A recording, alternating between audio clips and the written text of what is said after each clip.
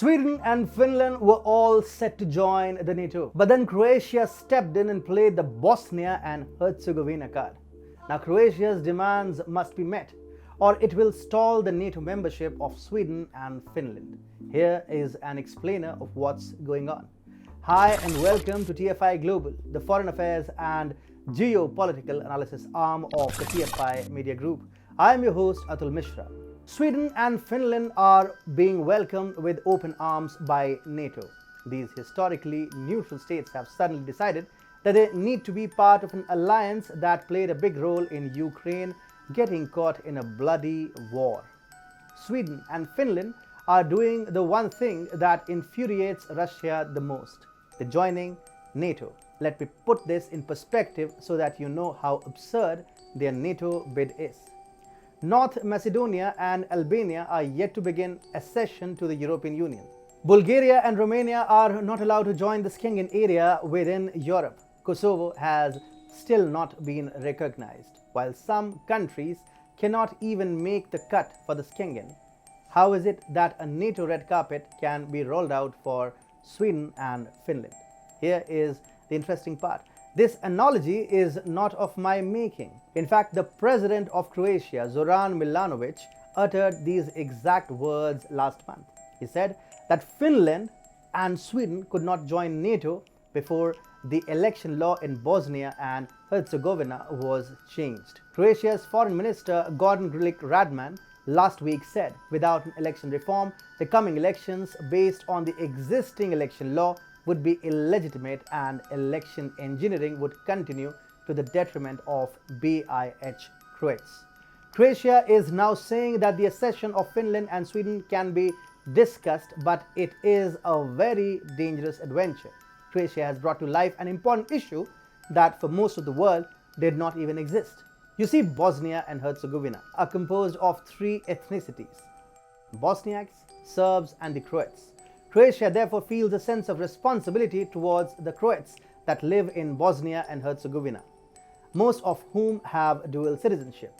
Now, what is the electoral law that Croatia wants Bosnia to reform?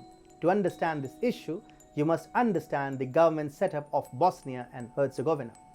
The presidency of Bosnia and Herzegovina has three members: one Bosniak, one Croat and one Serb.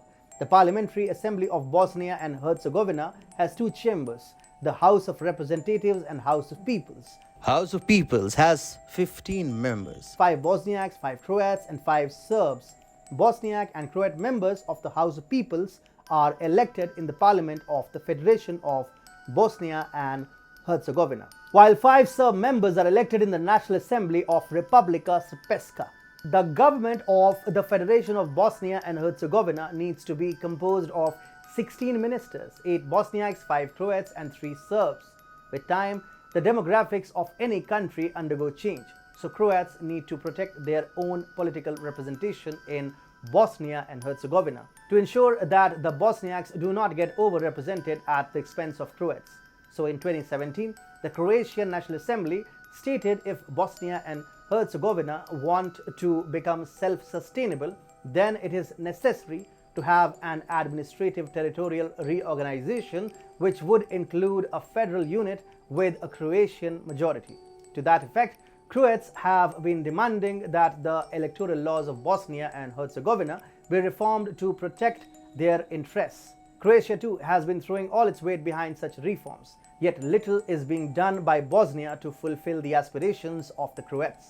Recent remarks by the Croatian president and foreign minister show that the country has made up its mind. Unless Bosnia effectuates electoral reforms, Croatia will keep acting as an impediment to Sweden and Finland joining NATO. Croatia creating roadblocks for Sweden and Finland's NATO membership will draw the attention of the EU to it, and therefore the Croatian government will use its position to get electoral reforms executed in Bosnia and Herzegovina.